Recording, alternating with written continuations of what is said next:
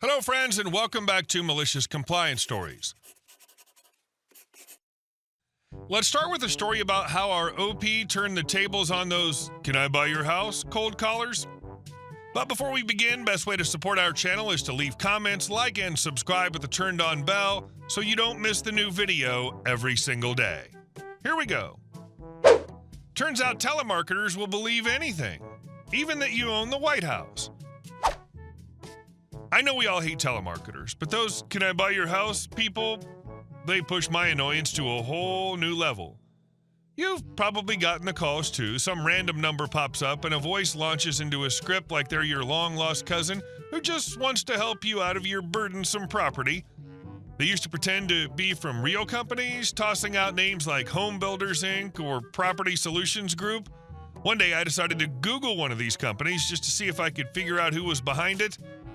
That's when things got interesting. I ended up contacting the actual owner of one of the names they were using. He was a legit business owner out in Minnesota who was not amused that his company name was being used for shady cold calls.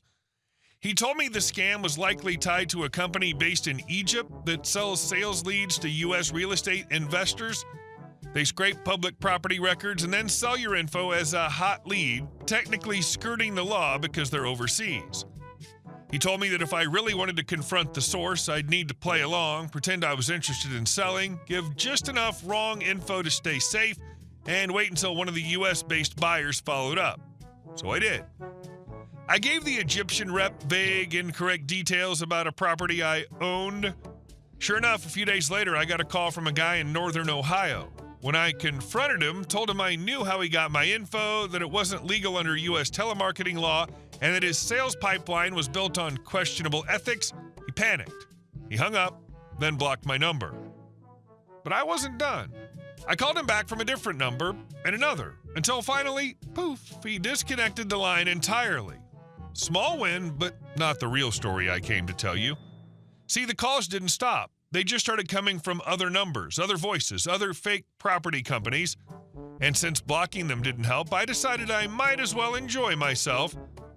Now whenever they call, I flip the script. I ask them if they want to sell their house. I ask what Egypt's like this time of year. I try to order pizza. Sometimes I put them on hold with elevator music playing in the background to see how long they'll last. Occasionally, I just start narrating an audiobook until they hang up. But my greatest moment? One day during the usual spiel, they asked, "Do you have any other properties you're looking to sell?" And I said, "Actually, I do. It's in Washington, D.C. A lovely place at 1600 Pennsylvania Avenue." That's right, I told them I owned the White House. Shockingly, the guy didn't catch on. He asked for more details, so I leaned in. Big place, fenced-in yard, lots of security. I think it has 132 rooms, a round office, and there's always staff on site. He took everything down. Name, fake contact info, the works. I figured that would be the end of it, just another prank lost in the void. But then 2 days later, I got a call. "Not sure who you are," the guy said, laughing, "but well played. I've been laughing for the last half hour. How the hell did you convince them you own the White House?" Turns out someone actually followed up on the lead. The guy had been sent the hot prospect from their lead source and called just to say hats off. We had a good laugh and he hung up. An hour later, I got another call. This one wasn't so jolly. "Hi, I'm trying to figure out why I got a sales lead on the White House." I grinned. "Oh, that's because the folks in Egypt, where you buy your illegal leads, don't know squat about American landmarks." "Yeah, well, I don't think it's funny." "Oh, I do. Hilarious, in fact. You paid money for that lead, and now I'm wasting your time." He paused, then like clockwork, "Go F yourself." Click. Honestly, I'm not mad. So now I've got a new hobby. Anyone got more famous addresses I should sell? Maybe Buckingham Palace, Area 51, Elvis's Graceland estate? Hit me with your best ideas, because if these folks want to keep wasting my time, I'm happy to return the favor. And maybe, just maybe, one day a telemarketer will call the Pentagon asking if someone's finally ready to unload that pesky 5-sided fixer-upper. Instead of funny joke leads, you should give the scammers actual bogus leads that they have to spend actual real-world time and money following up on. When they eventually discover there's no money to be had, tell them you're going to keep doing it for as long as they keep calling you. And our second story. Loyalty goes both ways. I'm a worker bee in a company that got bought out by a much bigger company earlier this year. Even though we were a small company, the teams were flexible and everyone helped each other, and the company was profitable. Not the new ownership, though. Apparently our company was crap and needed to be immediately fixed with structure, hierarchy, and order. The managers I've worked so well with over the years are gone. The new owners promised no change, nothing to worry about, everything will be the same, except that within a month, all the experienced managers who made the workplace so great to work for are let go. What's worse, they've been replaced by emotionless walking husks resembling ghosts with hammers as their only tool, and we're all nails. Never mind the incessant preaching of company spirit and loyalty and respect and company values. We all moan at these pep talks, we all yawn at the town halls, then the less subtle threats. Oh, you're not a team player if you don't do X, Y, and Z. You need to work OT or else that's not fair to everyone else. You're leaving on time again? The culture certainly has changed. For one, I didn't even dare to take off early to pick up my kids from school anymore. Finally, the toxic culture of fear and backstabbing.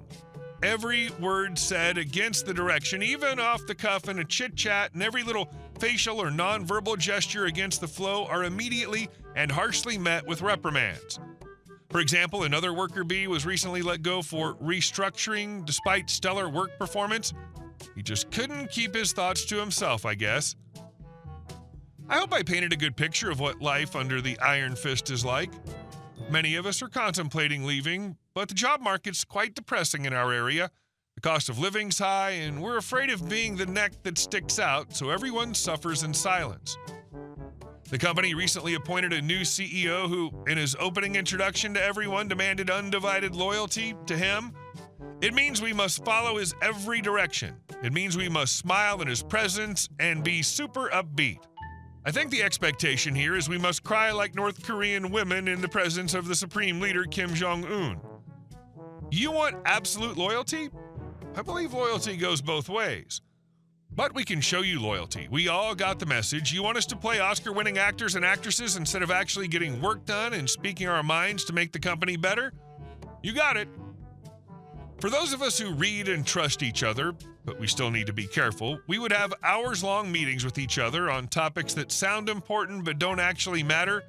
We make sure our days are jammed-packed full of discussions on how to move initiatives forward, but never actually discuss anything of substance and never have aggressive action items to follow up on.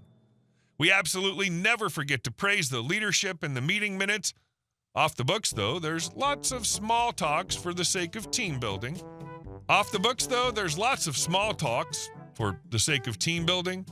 Whenever we're questioned by these husks of a ghost, we'd pull out the corporate roadmap and point to the initiatives we've spent so many hours working on.